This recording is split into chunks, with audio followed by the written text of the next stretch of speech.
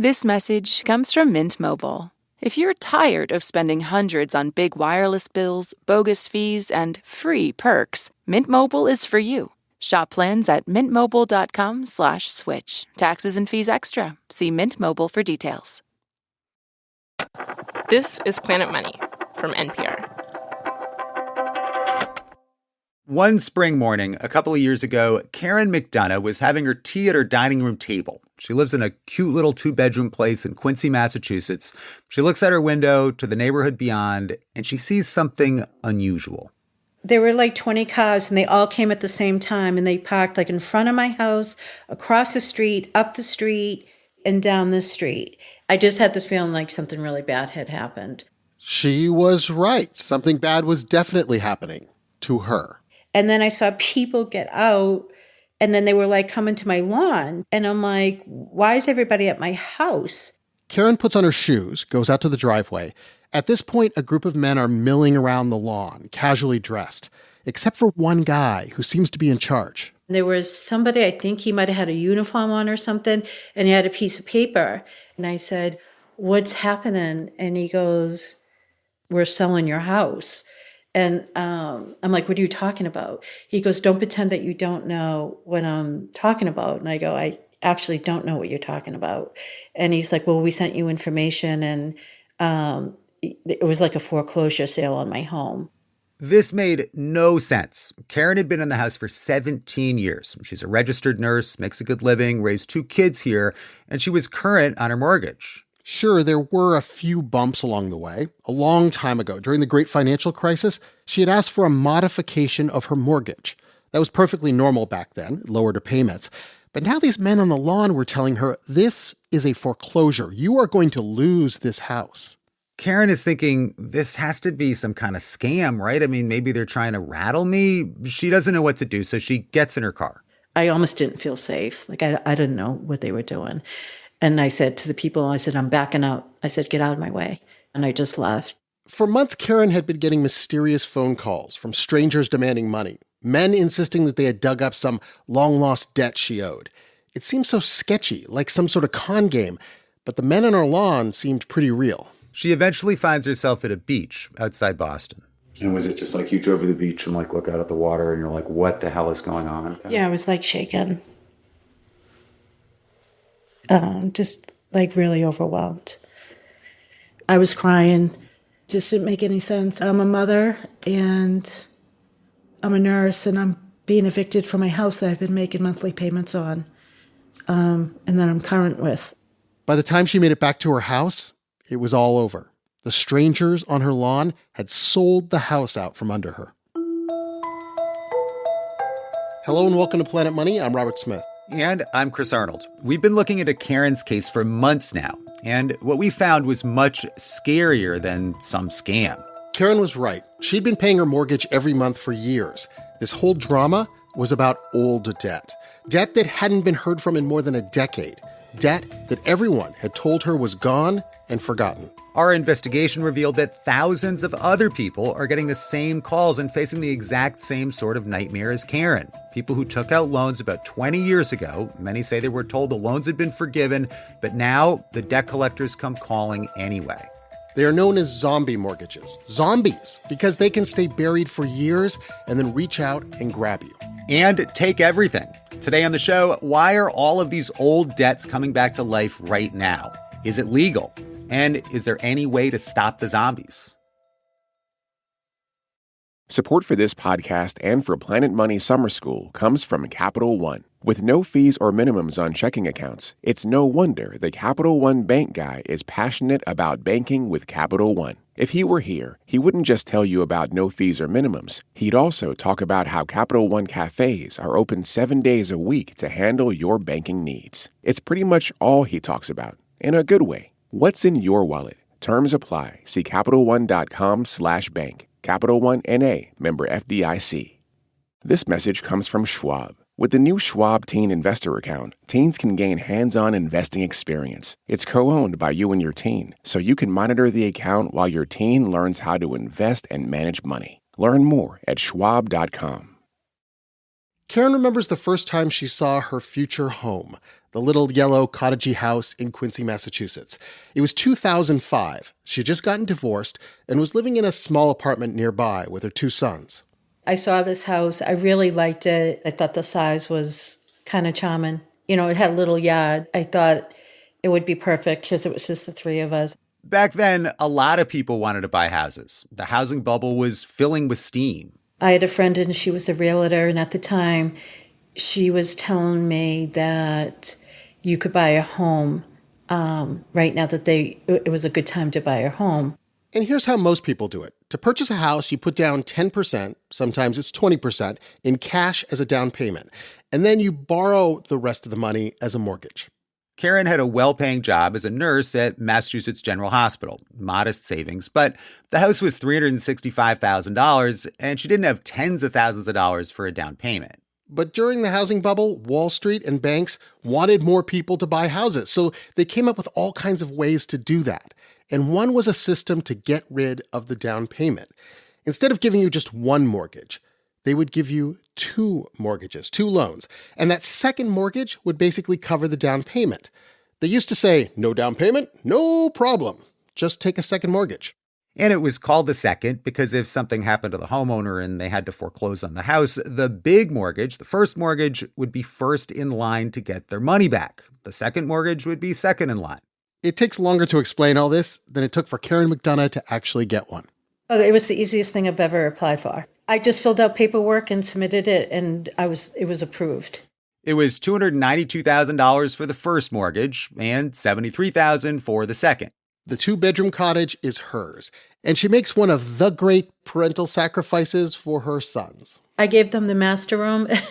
My room I gave them because they shared that room. And then I took the smaller room, but it was good. It's all good. And then, as Karen sleeps in her tiny bedroom, the world just goes crazy. The housing bubble collapses, and the great financial crisis begins. We were both reporters then, Chris. Yeah, we covered this together sometimes, Robert, and it was pretty intense, right? I mean, 2008, Lehman Brothers collapses. Banks were going under. The leaders of countries were scared. It was on the news every night. And while that was going on, a lot of people were losing their homes. And as we all looked into it, we discovered it was those easy mortgages. They had this time bomb in them. The time bomb was that the interest rates were adjustable. I saw this destroy people. I mean, it honestly shook my faith in the banking system that anybody would make these loans in the first place. People would be chugging along, paying their mortgage that they could afford. But after just a couple of years, the loans were set to adjust way up. Yeah, and when you say way up, we mean $700 more a month, $1,000 more a month. I mean, millions of people could not pay their mortgages. They were foreclosed upon and eventually had their houses taken away from them. And it was so many people that the government had to get involved. President Obama at the time, his name was on the program just because that many people needed help. There had to be this national intervention. Yeah, they were called Obama loan modifications, and they sort of pushed down the interest rates, essentially allowing people to stay in the place they were living. Yeah, I remember I talked to people who would say, President Obama fixed my mortgage. And I didn't really have the heart to tell him, well, it probably wasn't the president himself who was Yeah. moving papers around and fixing your mortgage. So Karen eventually got one of these loan modifications for her big mortgage, her first mortgage, which was just a huge relief for her. But you may be thinking, what about the second mortgage, the one she had taken out for the down payment? This is the crucial question that will eventually lead to those men standing on her front lawn. As Karen remembers it, her mortgage company told her that second mortgage was forgiven. I was actually in my kitchen. I was cooking dinner, and I was talking to a representative, and he told me I would never have to make a payment again on the second mortgage. And I just didn't question any of it because I was so grateful that the loan was modified. And to be clear, there wasn't any reason to question it. The same company had given her both mortgages, and now a representative for that company handling both mortgages was saying, hey, don't worry about the second. And sure enough, she used to get 2 bills in the mail for the 2 mortgages. And after a while, she just got 1 bill in the mail for her first mortgage. And that seemed to settle it, right? I mean, this thing must be dead. Years go by, a decade. Karen keeps going to work at Massachusetts General. She keeps paying her first mortgage. Her sons grow up. You can still see the pencil marks on the kitchen wall. If you look at this, you can see this is them growing up and like their height. We always did that. Tall, so that's 6 something. yeah, they are. They're both tall. In 2020, though, she gets a letter. It's from a company she's never heard of, First American National. It sounds like a bank, but it sure isn't her bank or even one that she's ever heard of. And the letter says, you owe us money. It had an amount and they wanted like a payment. And I think the amount was like $77,000. So I was kind of like shocked. I was kind of in disbelief. She thinks it can't be about her mortgage. She's been paying that every month to another company. So she calls the phone number on the letter. I'm like, are you the lawyer that's sending this information to me? And he was like, yeah. And then I was like, well, I'm like, why are you doing this? And he goes, well, why do you think I'm doing this? So he never answered me the way that I thought a professional lawyer would. So I just thought right away it was fraud. She decides to ignore it. But soon it becomes impossible to ignore. There are more phone calls demanding different amounts of money, threatening to foreclose on her house if she doesn't pay up. Karen starts to piece together that these calls are about that second mortgage that she had so long ago, the one that she'd been told was forgiven.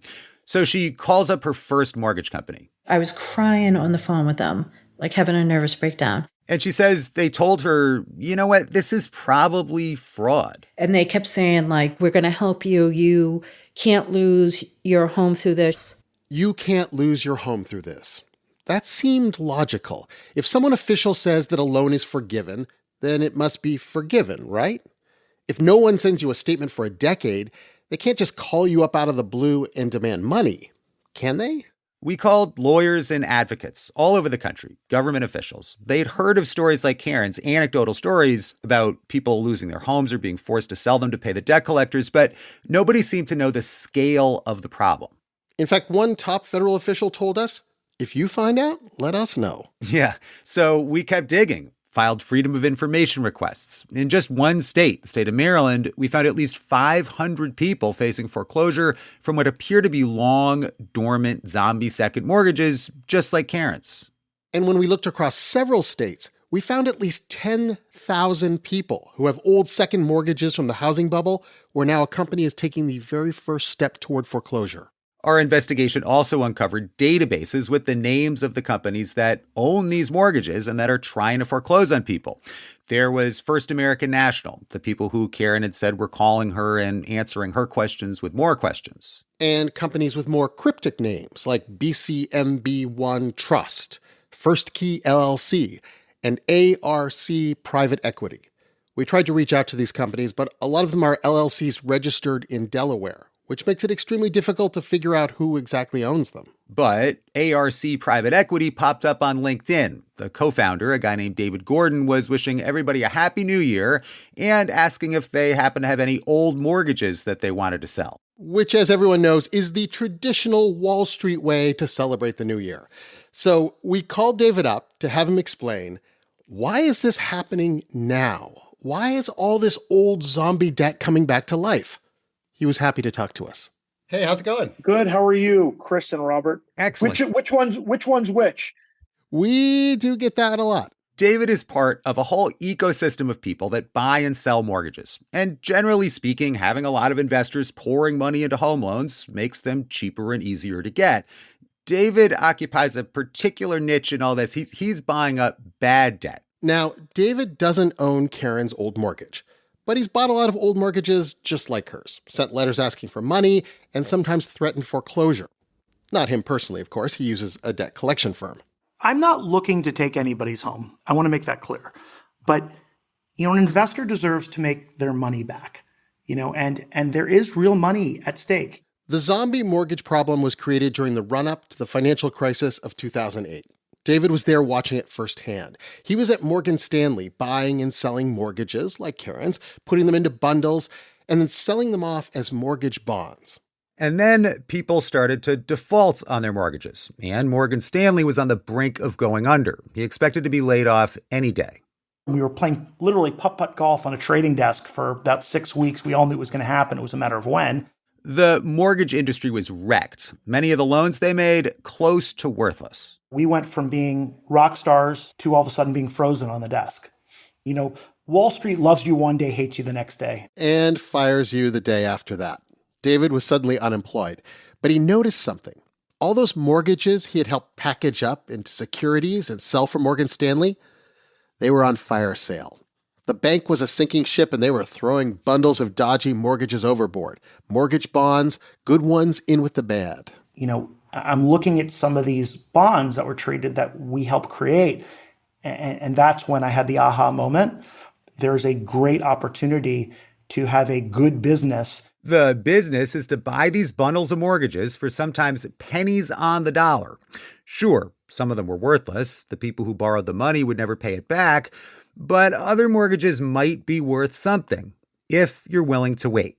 And wait, they did. David and others like him bought up thousands of these mortgages. We asked him about Karen, though. She had modified her first mortgage, and she says she'd been told explicitly that she didn't need to worry about that second mortgage. David says he hears this all the time. People think they had their loans canceled. Maybe sometimes they were even told their loans were gone.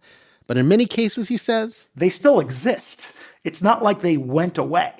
And I think people were waiting on the sidelines to collect on those at some points. And that's why so many zombie mortgages are all coming back to life right now. Something big has changed in the real estate market that is causing debt collectors to come off the sidelines. And that is home prices. This is the fascinating thing about first and second mortgages. As we mentioned before, it's like the two mortgages are waiting in line to get paid back, right?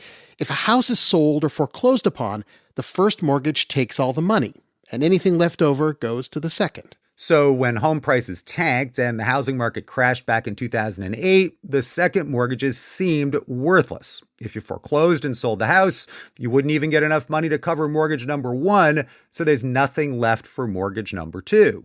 But if you bought second mortgages and waited on the sidelines for housing prices to go up, all of a sudden the sad old second mortgage might be worth something. The house would be worth enough money that people like David could show up and say, time to pay back that long-forgotten debt. This is what was happening to Karen. The house she'd bought for $365,000 in 2005 is now worth more than $600,000. And home prices have risen massively all over the country. And as that's happened, more people like David have been buying up the old second mortgages and sending those letters. These zombie mortgages have been opening their cold, dead eyes and finally coming to life.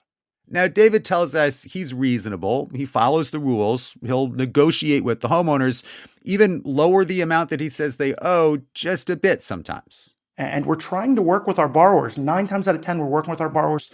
And most of those borrowers have been open to that. But he says, look, if you borrow money, you have to pay it back. You are sitting on a very expensive home, and this debt helped pay for that, helped you buy that home.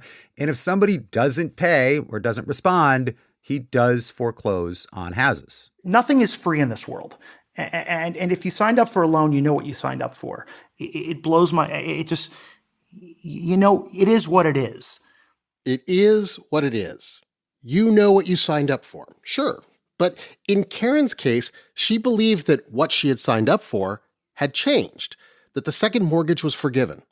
When we last left Karen's story back in Quincy, Massachusetts, she was just starting to get those phone calls that felt like a scam. And these debt collector guys, they weren't just asking for the original $73,000 she borrowed. The numbers kept changing with different calls and different letters. Like, all of a sudden, here's a $73,000. No, it's $77,000. No, oh, actually, it's $112,000.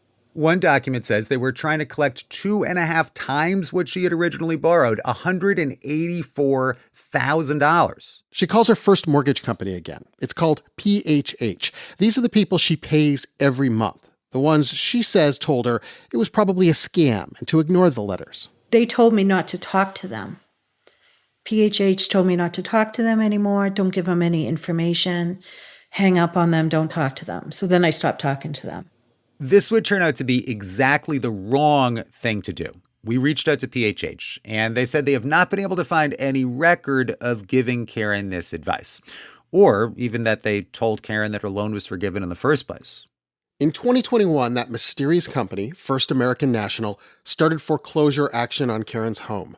They did the usual legal things. They sent her letters, took out ads in a local newspaper. They eventually sent that guy in the uniform to stand on her front lawn that spring day. While Karen was sitting at the beach, wondering what was happening, they auctioned off her home. And the winning bidder ended up being that same company, First American National. Her house is now worth more than $600,000. They bought it for $180,000. A few weeks later, Karen got an orange eviction notice posted on her front door. And I saw the orange thing, and then it said, you have 72 hours to get out. This is July 1st. It was a Friday. They did it on a Friday, so the 72 hours, because Monday was the holiday. I'm like, This is the 4th of July. 4th of July weekend, so I couldn't get any legal help, even though I was trying to. So for those 3 days, 72 hours, I didn't sleep, and I just started packing everything. You actually started to pack? Yeah, I was crying for 3 days straight. I just packed. And you're calling lawyers? Yeah.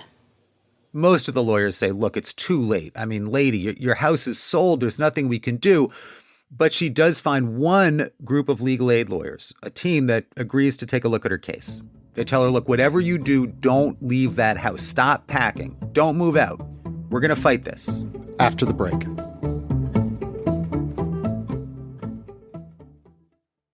Support for this podcast and for Planet Money Summer School comes from Capital One. With no fees or minimums on checking accounts, it's no wonder the Capital One bank guy is passionate about banking with Capital One. If he were here, he wouldn't just tell you about no fees or minimums. He'd also talk about how Capital One cafes are open 7 days a week to handle your banking needs. It's pretty much all he talks about, in a good way. What's in your wallet? Terms apply. See CapitalOne.com/bank. Capital One N.A., member FDIC.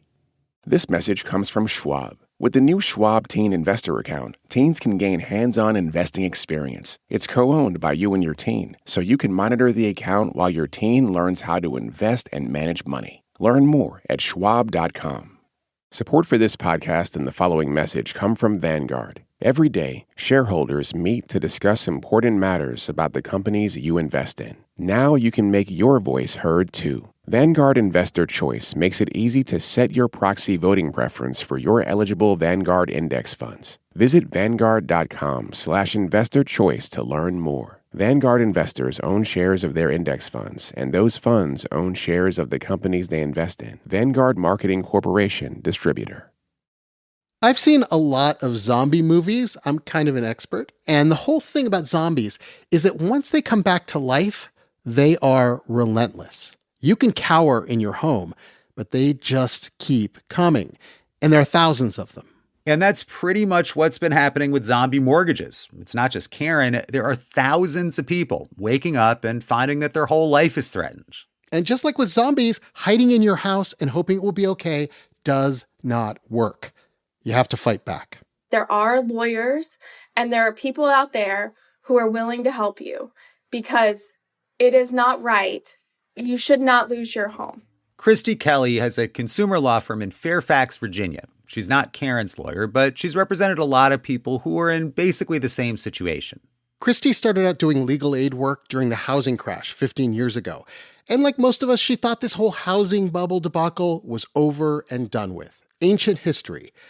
Until a few years ago. She began to get calls from people who were getting these threatening letters about old second mortgages. You know, you see a lot of scams as a consumer lawyer. And I thought, this can't be right. There must be something going on. And then I realized that this is not an error. It's a new trend. Christy calls the debt collectors and asks for the records on the loans. And what she sees is actually really ugly. Some of the loans have no documentation, no payment history. The record keeping was terrible. And Christy was especially shocked by how cheap these mortgages are bought and sold for. Remember, these companies are calling up homeowners and demanding tens of thousands of dollars. But sometimes these debt collectors have purchased that debt for almost nothing. We have a case where a portfolio of approximately 9,000 loans was sold for $6,000. And so each loan was sold for less than $1. Sometimes the loan sold for more, could be $10,000 or $20,000 even for a loan. But in this case, it's conceivable that a company could purchase a loan for pennies. And even though it's called a second mortgage, they can and do push ahead and take your home and get, say, $100,000 or more without the first mortgage even knowing about it. People don't understand, even very sophisticated people do not understand that a second mortgage company can foreclose if you do not do something to stop it. And they can take everything from you. And it is just so wrong that this is happening. It may be wrong, but is it illegal? Christy starts looking for things she can present to a judge and get these foreclosures stopped. She pours through federal and state laws, previous court cases. There's lots of precedent about first mortgages and foreclosures. But this whole situation with second mortgages people thought were long dead, that's new. That was like another panic. Like, there's no protections. My client thought their loan had been canceled or forgiven, but there's no database of like all the loans that are canceled or forgiven, so you can go and verify it. So it's hard to prove that the loan was canceled. But Christy notices something that the debt collectors might have overlooked. A huge thing, actually, that they had either missed or ignored in the regulations, something that she thinks she might be able to fight them on. We told you about how the debt collectors have added years and years worth of interest and late fees to the debt, sometimes doubling the size of the loan.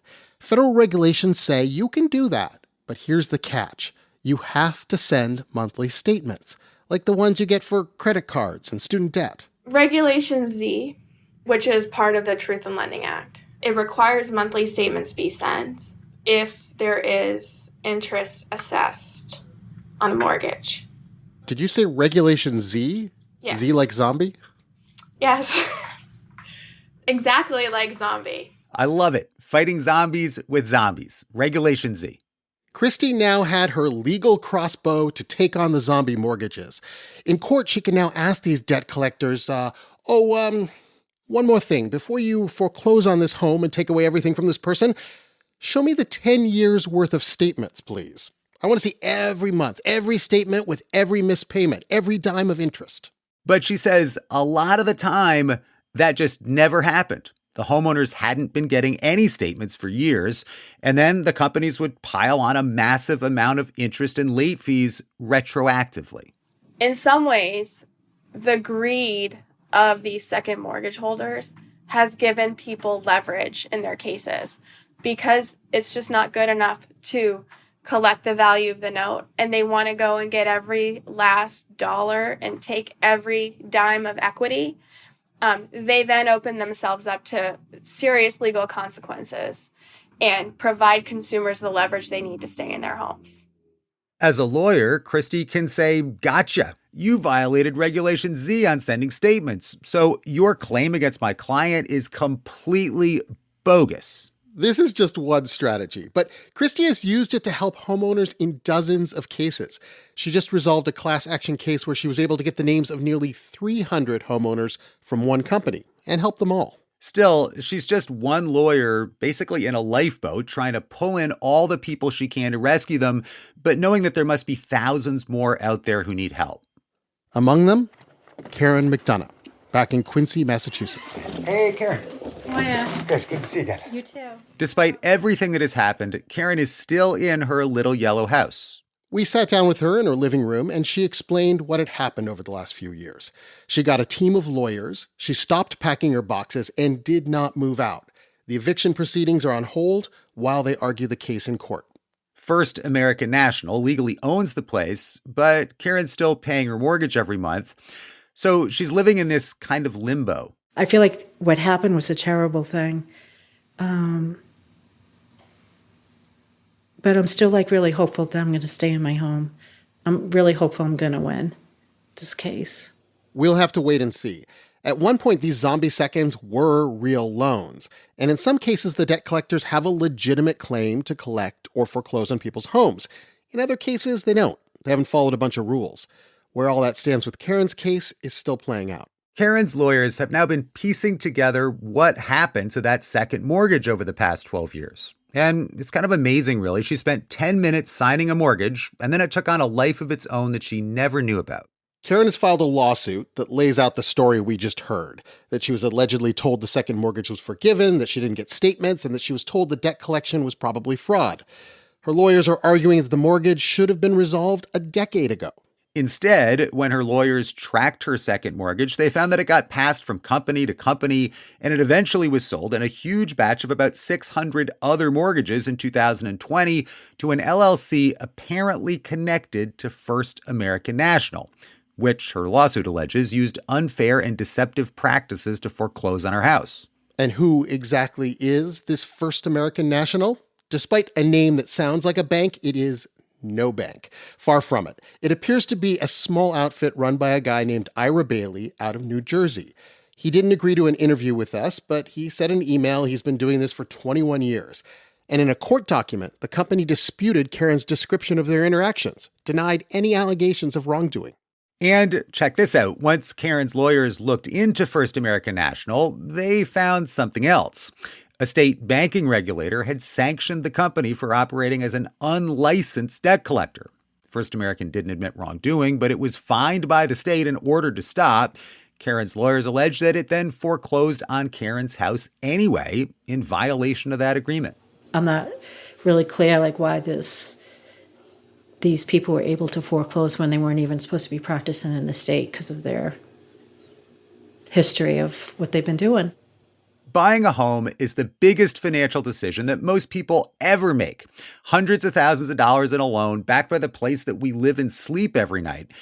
That's why after the housing bubble collapsed, the government worked really hard to try to keep people in their homes and also to try to fix the system.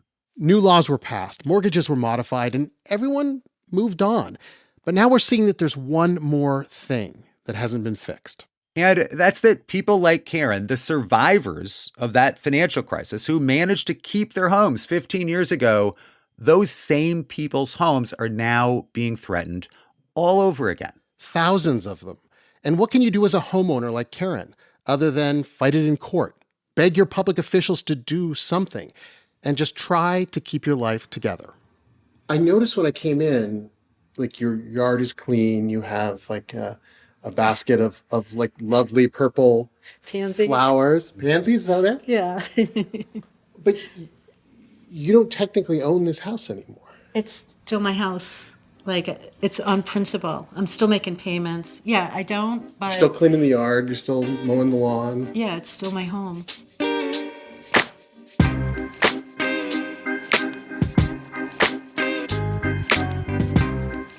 For more on this story, we have a digital piece with further reporting on zombie mortgages from NPR's investigations team. We've been working on this for a number of months, digging up all these old mortgages and figuring out what was going on. You can find that at npr.org/zombie or in our show notes. Read it. Share it with a friend. This episode was produced by our friend, Sam Yellowhorse Kessler. It was edited by Jess Jay with help from Bob Little, and it was fact-checked by Sierra Juarez.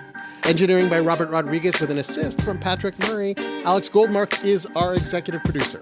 Special thanks to Rachel Seller, Robert Benincasa, Nick McMillan, Graham Smith, Ashley Messenger, Micah Ratner, and Jay Patterson, who is our fantastic forensic accountant on this episode. He helped us track Karen's mortgage.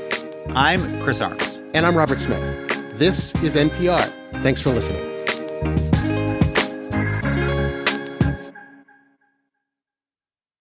This message comes from Capella University. That spark you feel? That's your drive for more. Capella University's FlexPath learning format lets you earn your degree at your pace without putting life on pause. Learn more at capella.edu.